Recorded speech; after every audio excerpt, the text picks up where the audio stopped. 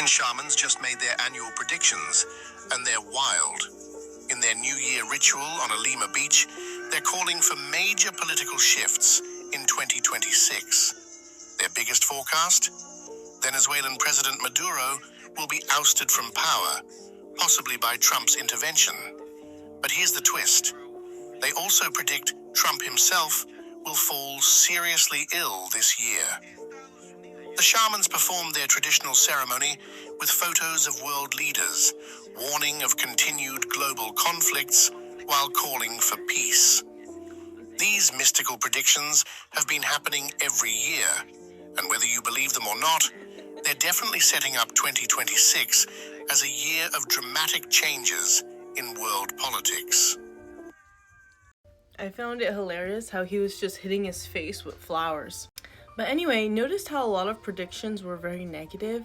You can see the tension building with like the US and Venezuela thing, so it wasn't like these are very impressive predictions.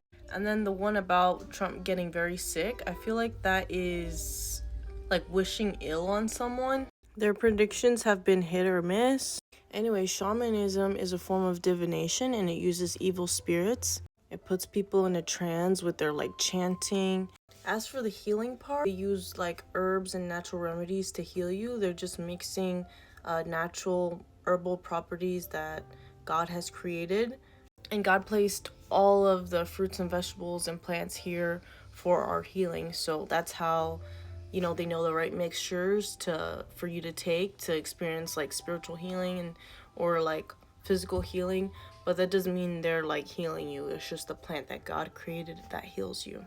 It says here in the Bible, down the middle of the great street of the city, this is speaking of the holy city in the New Jerusalem, on each side of the river stood a tree of life, bearing 12 crops of fruit, yielding its fruit every month, and leaves of the tree are for the healing of the nations.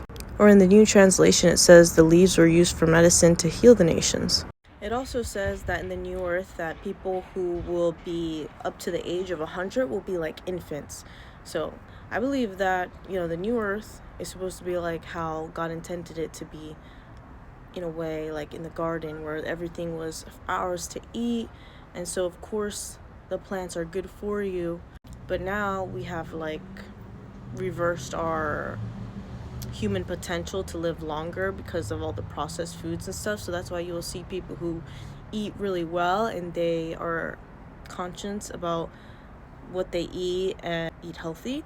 They'll appear younger and their body is able to do things that they'd be able to do in their 20s and 30s. Where do you think the tradition to give thanks to God before you eat your food?